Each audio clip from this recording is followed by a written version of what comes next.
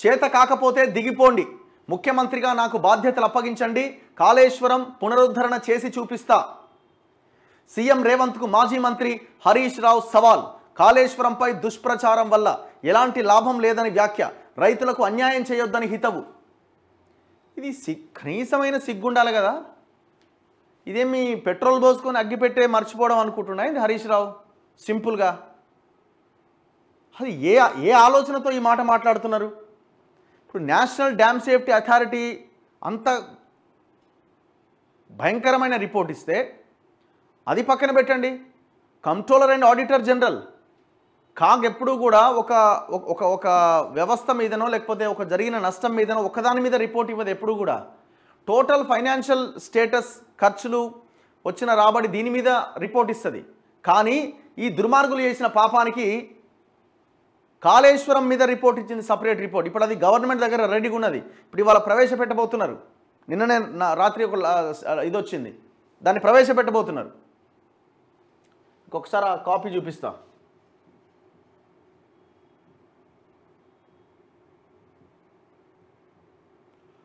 అవునట్టుంది.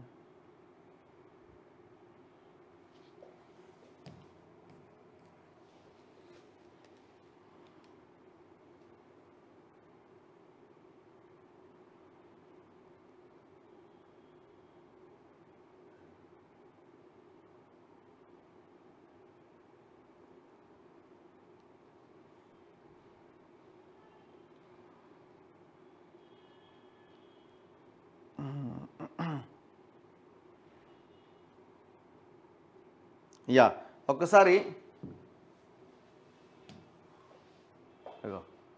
Telangana legislative council list of business.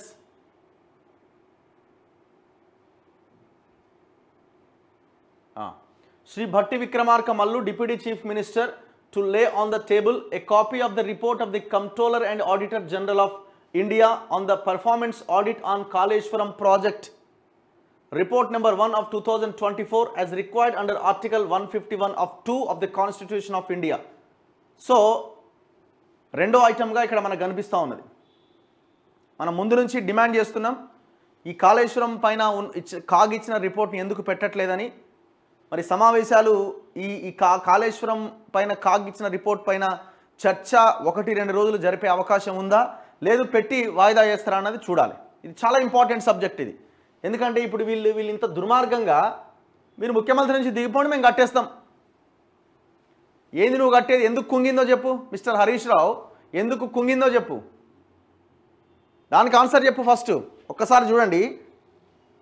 Kaleshwaram project పైన ముఖ్యమంత్రి రేవంత్ రెడ్డి, మంత్రులు లేనిపోని ఆరోపణ చేస్తున్నారని, కాంగ్రెస్ పార్టీ బురద రాజకీయాలకు పాల్పడుతోందని బీఆర్ఎస్ సీనియర్ నేత మాజీ మంత్రి టి హరీష్ రావు విమర్శించారు. తెలంగాణ భవన్లో బుధవారం విలేకరుల సమావేశంలో ఆయన మాట్లాడారు. మాపై బురద జల్లే ప్రయత్నంలో రైతులకు అన్యాయం చేయకండి. కాళేశ్వరం ప్రాజెక్టు గురించి మీరెంత తక్కువ చేసి మాట్లాడినా అది ముమ్మాటికి తెలంగాణకు వరదాయని, సాగునీరు ఇచ్చింది కాళేశ్వరం. ఆ ప్రాజెక్టు అందించిన ఫలాల గురించి చెప్పకుండా దుష్ప్రచారం చేయడం వల్ల లాభం లేదు. ఎట్లా అసలు ఏమన్నట్టురా నాయన మీరు? అసలు పునరుద్ధరణ పనులు చేపట్టడానికి ఇప్పటికీ అవకాశం ఉందని ఇంజనీర్లు చెప్తున్నారు. ఎవడా ఇంజనీరు? కేసీఆర్ దగ్గర 10 ఏళ్ళు పనిచేసిన పెంటారెడ్డి చెప్తున్నాడు. అరే కాలువలే లేవు, నీకు ప్రాజెక్టు ఎట్లా నీకు రైతులకు నీళ్ళు వచ్చినాయని చెప్తారు? ఆ పంప్ హౌజులు పైన పెట్టమంటే తీసుకుపోయి నది ప్రవహిస్తున్న మార్గంలో పెట్టినారు. అవి వచ్చే సంవత్సరం మళ్ళీ మునుగుతాయని చెప్తున్నాడు ఆయన. మీకు చేత కాకపోతే ప్రభుత్వాన్ని మాకు అప్పచెప్పి తప్పుకోండి. రేవంత్ రెడ్డిని రాజీనామా చేయమనండి. నాకు చేత కాదు హరీష్ రావు నువ్వు చెయ్యి అని సీఎం రేవంత్ అంటే నేను ముఖ్యమంత్రిగా ప్రమాణ స్వీకారం చేసి ఆ పని చేసి చూపిస్తా. నాకు బాధ్యత ఇస్తానంటే తీసుకోవడానికి సిద్ధంగా ఉన్నా అని రేవంత్ రెడ్డికి హరీష్ రావు సవాల్ విసిరారు. కాళేశ్వరం నిర్మాణంలో తాము ఎలాంటి తప్పు చేయలేదని, విచారణకు సిద్ధమని తెలిపారు. మరి ఎవడు చేసిండు తప్పు? దాన్ని ఎవడన్నా బాంబులు పెట్టి లేపిండా, లేకపోతే ఎవడన్నా ఇంకేమన్నా చేసి దాన్ని కుంగేలాగా చేసిండా? ఏం తప్పు చేయకపోతే ఎందుకు కుంగింది? National dam safety authority report ఎందుకు ఇచ్చింది? 2 పిల్లర్లు కుంగితే జీవధారపై అనుమానమాట. కాళేశ్వరం సమగ్ర స్వరూపం చాలామందికి తెలియదు.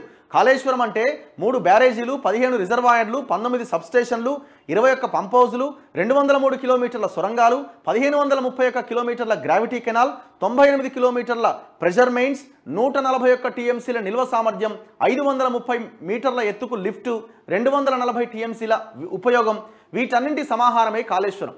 మొన్న మీరు మేడిగడ్డ వెళ్తున్నప్పుడు ఎమ్మెల్యేలకు పచ్చని పొలాలను చూపించాల్సింది. లోయర్ మానేరు నుంచి సూర్యాపేట దాకా నిండిన చెరువులు. సిగ్గుండాలే, సూర్యాపేట నీళ్ళ కాళేశ్వరానికి ఏం సంబంధం? పండిన పంటలు, భూమిలో పెరిగిన ఊటలు, మోటారు లేకుండానే నీళ్లు ఉబికి వస్తున్న బోర్లు, మోటార్ లేకపోతేనే వస్తున్నాయట. ఓరి నాయన, ఎక్కడరా ఆయన మీది అంటే మోటార్ లేకుండానే బోర్ వేయగానే నీళ్ళు పైకి వస్తున్నాయట, పొలాలు వాడుతున్నాయట. చూడు ఇక కథ. ఇవన్నీ కాళేశ్వరం ఫలాలే. కూడెల్లి వాగు పొంగిందన్నా, హల్దీ వాగు దుంకిందన్నా, అన్నపూర్ణ రిజర్వాయర్, రంగనాయక సాగర్, మల్లన్న సాగర్, కొండపోచమ్మ సాగర్ నిండాయన్నా అది కాళేశ్వరం ఫలితమే అట. మల్లన్న సాగర్ గురించి, కొండపోచమ్మ సాగర్ గురించి మాట్లాడుతున్నాం మిస్టర్ హరీష్ రావు. 50 టీఎంసీలతో మల్లన్న సాగర్ కట్టినావు కదా, ఎందుకు నింపుతలేవా? ఎందుకు నింపలే? లాస్ట్ 4 ఇయర్స్ నుంచి ఎందుకు నింపలే? లాస్ట్ 1 ఇయర్ ఎందుకు నింపలే? 10 టీఎంసీలు నింపి స్టార్ట్ చేసినావు, మరి ఎందుకు నింపుతలేవు దాన్ని? ఎల్లంపల్లి నుంచి వరదంతా పోయి గోదావరిలో కలుస్తూ ఉంటే మరి అక్కడి నుంచి అటు ఎందుకు మళ్ళించాలి నీళ్ళని? ఎవడు సమాధానం చెప్పాలి దీనికి? నీ చెంచాను పంపిస్తావు మా దగ్గరికి చర్చకు, లేకపోతే నువ్వన్న చర్చకి రా. ఇంత దుర్మార్గంగా ఒక్కసారి మీరు చూడండి. కాళేశ్వరం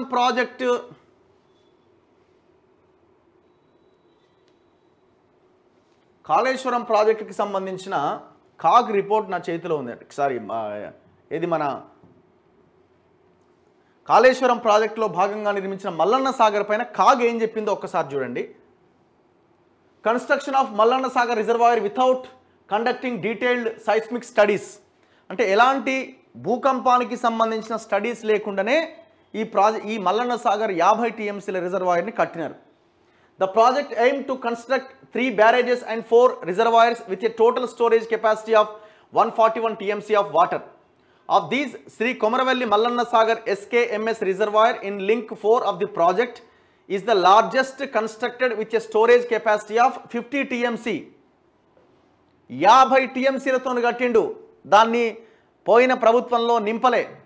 ఇప్పుడు ఏమంటుండు? కాళేశ్వరం అంటే మేడిగడ్డ కాదు, మల్లన్న సాగర్ కూడా ఉందంటుండు.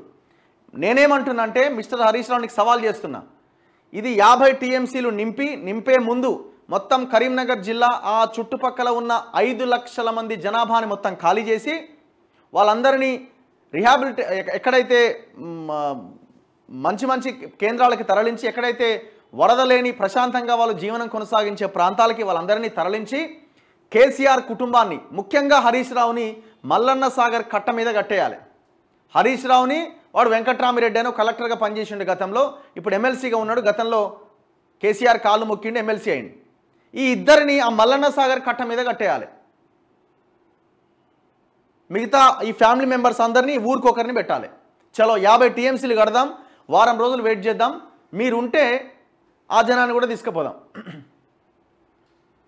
మొత్తం ఈ మల్లన్న సాగర్ మొత్తం కరీంనగర్ జిల్లాని కనుమరుగు చేయడానికి కేసీఆర్ వేసిన ప్లాన్ లాగా కనిపిస్తున్నది. ఇది నేను చెప్తున్న మాట కాదు, ఒక్కసారి చూడండి ఎంత భయంకరమైన వాస్తవాలు కాగ్ ముందు పెట్టిందో.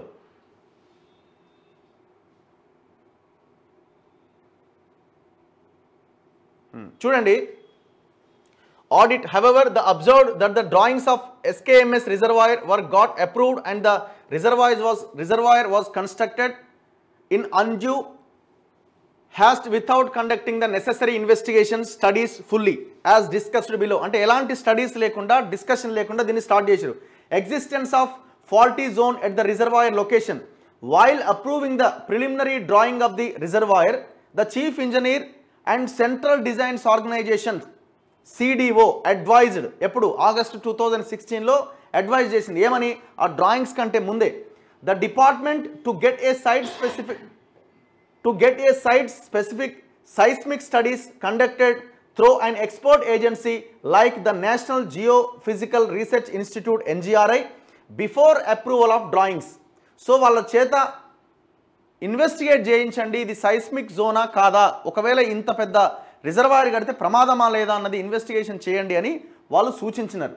అకార్డింగ్లీ గవర్నమెంట్ ఏం చేసింది, the department addressed December 2016, August 2017 and October 2017 the director NGRI Hyderabad to take up site specific seismic analysis in the reservoir area. So వాళ్ళు దాన్ని టేకప్ చేసినారు, ఎవరు, NGRI వాళ్ళు. దెన్ ఏం జరిగింది చూడండి. However without waiting for a report from NGRI, ఆ NGRI report కోసం వెయిట్ చేయకుండానే the department awarded December 2017 the construction work of Mallanna Sagar reservoir to contractors. అంటే ఆ ఎలాంటి భూకంపాలు వస్తాయా రావా అన్న ఇన్వెస్టిగేషన్కి సంబంధించిన రిపోర్ట్ NGRI దగ్గర తీసుకోకుండానే కాంట్రాక్టర్లకి పనపజెప్పేసిండు. In March 2018, the NGRI submitted its preliminary study report which stated that 2018 డిసెంబర్లోనే ఎవరు NGRI ఒక ప్రిలిమినరీ రిపోర్ట్ ఇచ్చింది. కానీ అప్పటికే సార్ కాంట్రాక్టర్కి అప్పచెప్పేసిండు మెగా కృష్ణారెడ్డికి. చూడండి ఎంత దుర్మార్గమో.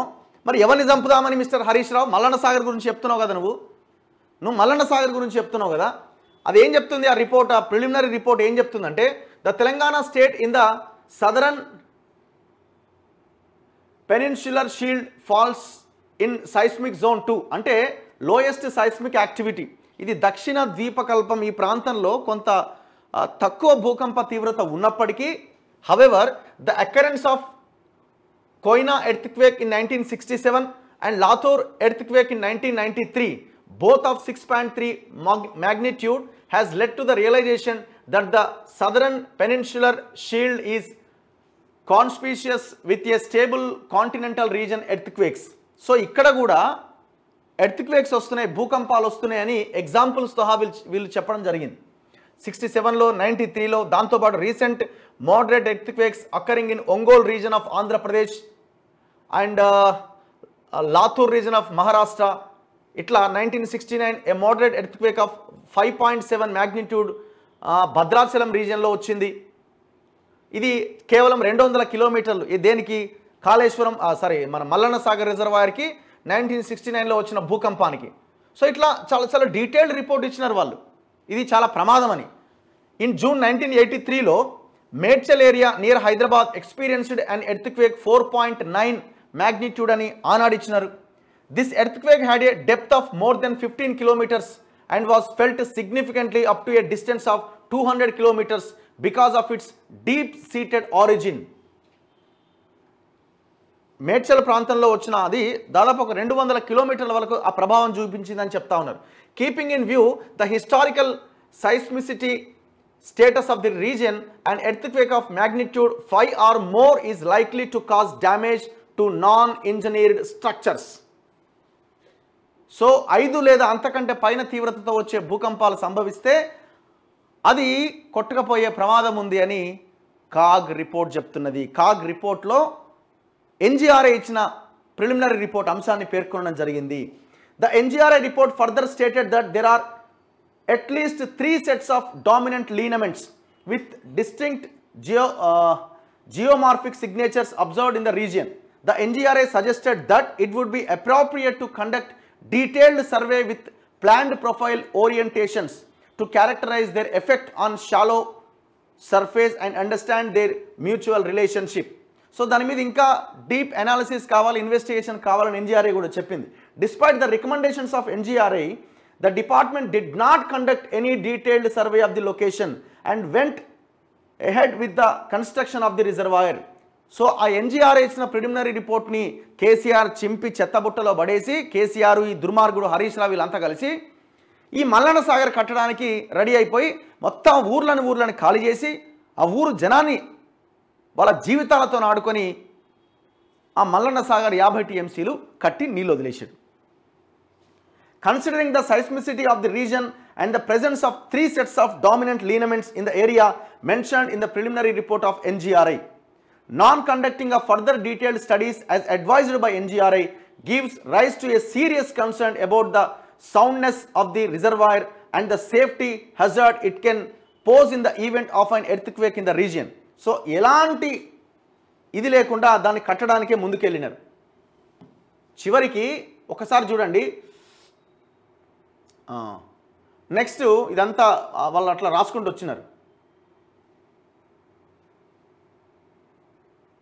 ఇగో strongly after executing about 95% of construction work అయిపోయిన తర్వాత the government in January 2021 constituted a technical committee to resolve the technical issues like designs, stability analysis and vetting of designs relating to SKMS reservoir. While the purpose of constituting this committee at such a late juncture was not clear, the committee neither held any meetings nor submitted any report so far. Committee చేసినారు, అది గాలికే పోయింది. Committee report లేదు, నాకు కథ లేదు, ఏం లేదు. To an audit inquiry, the executive engineer, irrigation division number 6, Gajwel, replied that the committee had visited the site thrice. 3 సార్లు కమిటీ విజిట్ చేసింది in September and October 2021.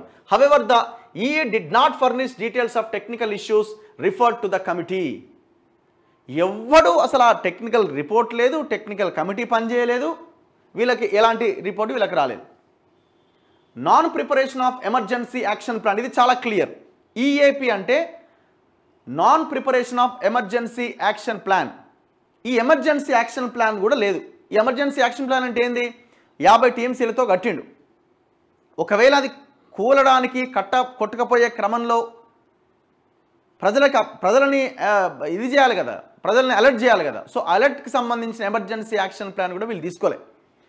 In the environmental management plan, EMP submitted to the MOEF for obtaining environmental clearance, the department got a dam break analysis of Mallanna Sagar Reservoir conducted by the CWPRS Pune.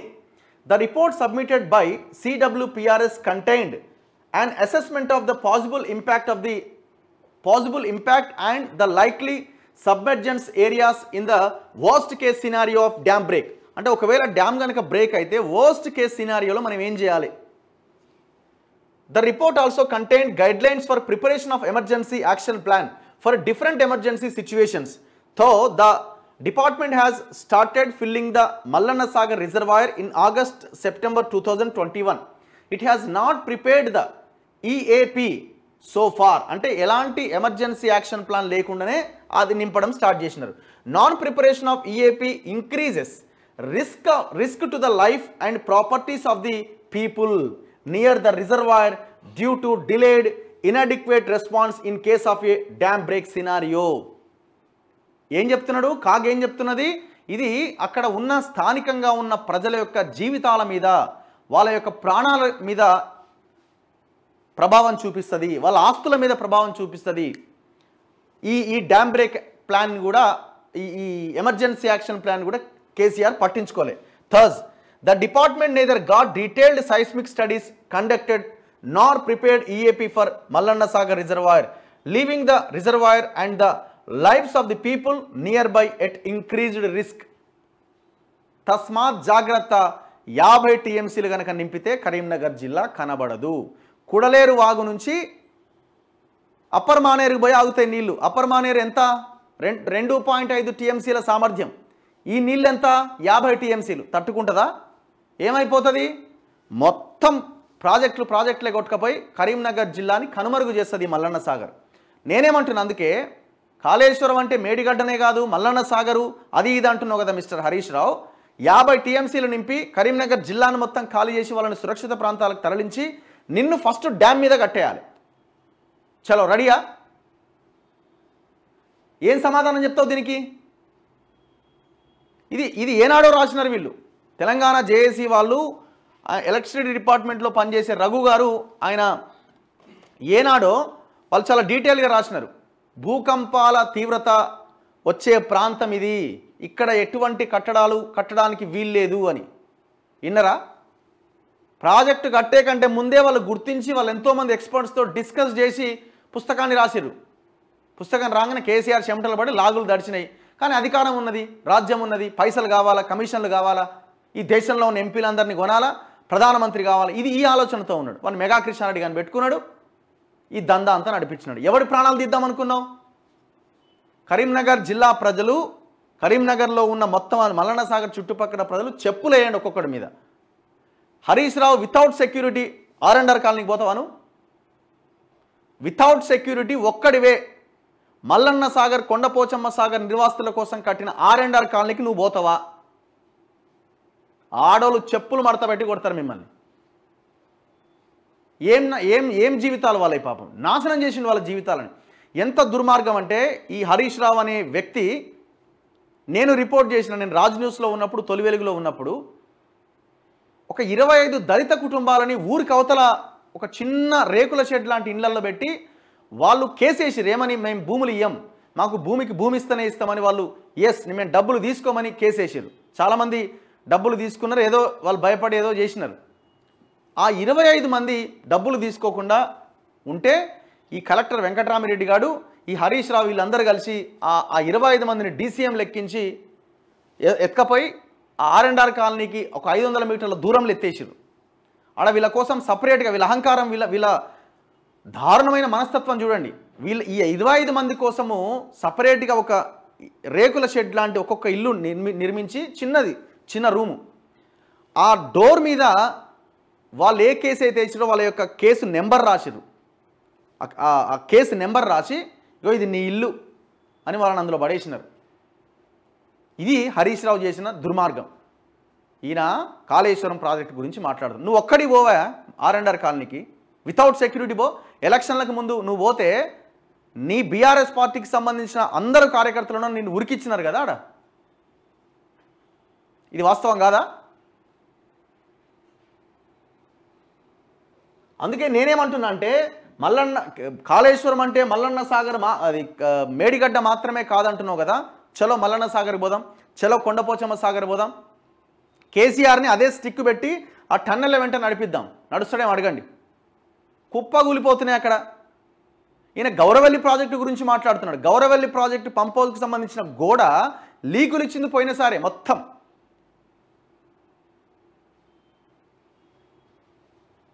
నువ్వు press మీట్లో మాట్లాడడం కాదు, చర్చకు రా. ఇప్పుడు మాతో discuss చేయి. ఈ కాంగ్రెస్ వాళ్ళకేమో తెలివి లేదు, ఒక్కడన్నా మాట్లాడుతున్నా. అసలు నేను చెప్పిన పాయింట్ ఎవరికన్నా తెలుసా కనీసం? మల్లన్న సాగర్ 50 TMCలు ఎందుకు కట్టిండు, కట్టడం వల్ల జరిగే నష్టం ఏంది, ఈ భూకంపాలకు సంబంధించిన ఇష్యూ ఏంది, ఒక్క కాంగ్రెస్ నాయకునికన్నా తెలుసా? మీకు డిఫెండ్ చేయడం చేత కాదు. వాడేస్తున్న బురదని కడుక్కోవడమే. వాడే ఒక బౌన్సర్ వేస్తే అమ్మని బౌన్సర్ నుంచి తప్పించుకున్నాను అనడమే తప్ప మీరేసింది ఉందా ఏమన్నా?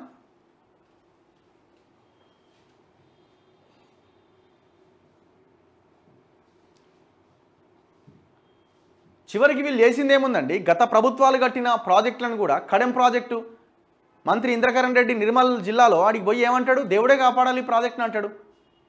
ఎందుకు? గేట్ ఓపెన్ కాలే. దేనికి ఓపెన్ కాలే? గ్రీజుకు పైసలు వేయలే మెయింటెనెన్స్కి. అరే నువ్వు అంత ఘోరంగా.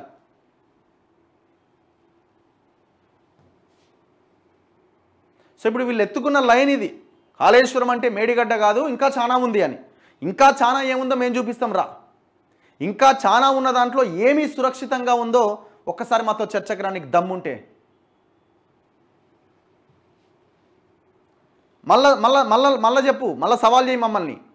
లేదు నేను నిరూపిస్తా, లేకపోతే పెట్రోల్ పోసుకుంటా అని చెప్పు. నువ్వు పెట్రోల్ బాటిల్ తెచ్చుకుని మేము అగ్గిపెట్టి తెస్తాం, నువ్వు మర్చిపోతావేమో.